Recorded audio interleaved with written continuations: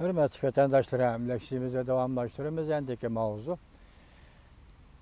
Yer şehri vakt gezdi, davransaldı. Amerika Harbiy parxutlarının Tayvan portu toxtaşın tosuş. Cungo tayligini aşkarlaşqı ihtiyacıdır. Mavzula xabar 7. ayının 16. günü fenvi tor beti ilan qılın. Xabar mındaq başlandı. Amerika Qo'shma Shtatlari Davlat Majlisi Avam Palatasi 14. günü 2018 yillik maliya yilida davlat mudofaasiga huquq berish qonun loyihasi ma'qulladi. Jumladan bu qonun loyiha Amerika Tayvan harbiy parxotlarining o'zaro qarshi tarafning portida to'xtashni o'z ichiga oladi. Endi bu qonun loyiha Kengash palatasining ma'qulligidan o'tishi kerak. Bu o'tib bo'ldi, boshda dedik, o'tib bo'ldi. Avam palatası ve Kengash palatası iki taraf birdek bu qonun loyihaning nusxasini tayyorlash kerak. Oxirida prezidentning imzo qo'yishiga yo'llab berishi lozim. Agar yer shahar vaqt gezdi, Jungo taraf yetarlik besim ishlatmaydigan bo'lsa, undaqda bu qonun loyiha oxirida nihoyat zo'r unum bilan yo'lga qo'yiladi. 1979 yılı Jungo Amerika diplomatik münasebet o'rnatgandan keyin Amerikaning harbiy kuchlari Tayvandan chekinib chiqdi. Bu qatimqi yangi davlat mudofaasiga huquq berish qonun, bu qatimqi yangi davlat mudofaasiga huquq berish qonun loyihasi ma'qullikdan o'tib muvaffaqiyat qozonsa, Amerika harbiy kuchlarining qonunliq holda Tayvanga qaytib bordiganligidan derak berdi. Amerika harbiy parxotlarining Tayvanda paydo bo'lishi Tayvan mustaqilchilariga kuchli madad berdi.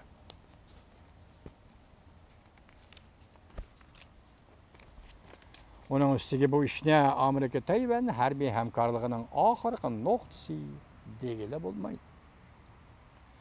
Çünkü Washington'da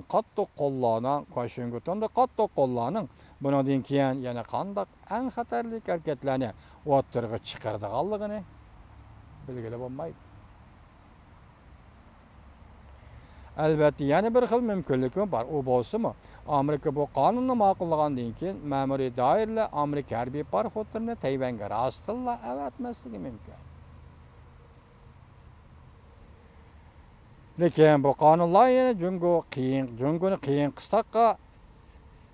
Jungoni qiyin qistaydigan dastakka aylantirish mumkin.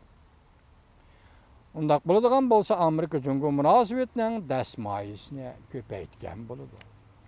Shundaqla Amerika Jungo strategik elishida Beijing qadamma-qadam passib o'ringa tushib qoladi.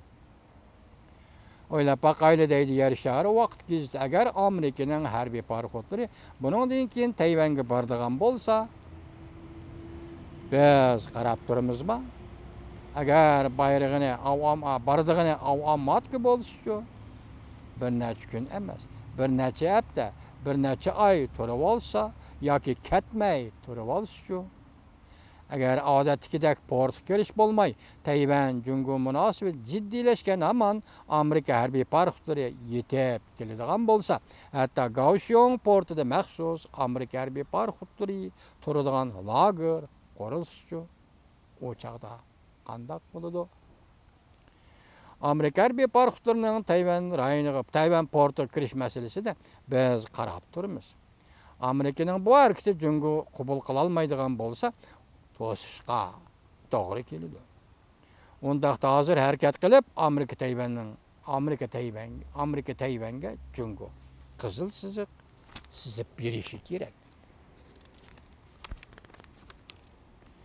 Prezident Sayyin bilan prezident Amerika Qo'shma Shtatlarining prezident Trump efendi telefon aloqasidan keyin Amerika Davlat Majlisida Amerika harbiy parxotlarining Tayvan portlariga kirishini ilgari surishgacha yoki bugungacha Tayvan prezidenti Sayyin doiralari halqaliq rol o'ynadi. Ular tajriba saboqlarni qabul qilmadi.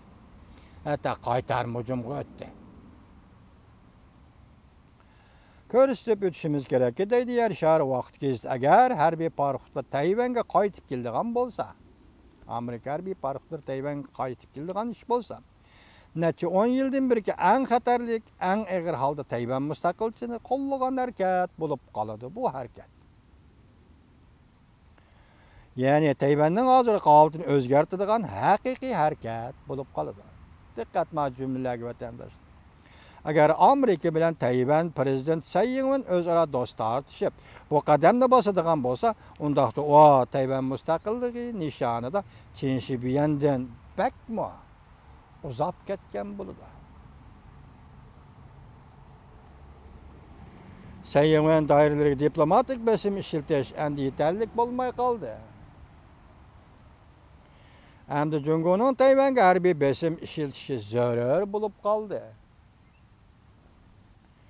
Amerika harbiy paraxodlarining Tayvan portiga kirishining o'zi harbiy harakatdir.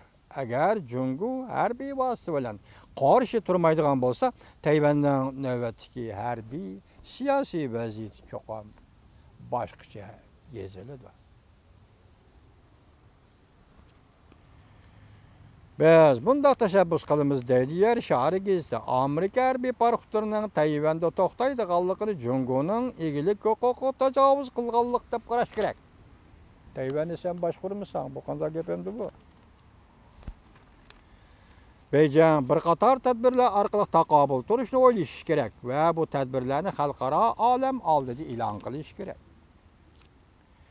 Bu tadbirlar jumladan Amerikaning harbiy paraxodlarini qabul qiladigan Tayvan portlariga harbiy zarba berish. Agar Tayvan qo'l yondiradigan ish bo'lsa, undaqda ozodlik armiya qo'l yondirgan Tayvan harbiy qismlariga zarba berish kerak. Agar Amerika harbiy paraxodlari bunga aralashadigan bo'lsa, Jungo Amerikaning harbiy paraxodlarini cho'ktirib o'tish kerak. Qoltis gaplarga bu yer shargizning gaplari bek cho'ng gap qo'yvermadik vatandosh. İki qirg'oqqa tinchlik kerakmi yoki urush? Men oxir bir jumla qo'shib qo'yay. İki qirg'oq qizadi. Jungoga tinchlik kerakmi yoki urush? Savol shuna qo'yildi vatandosh.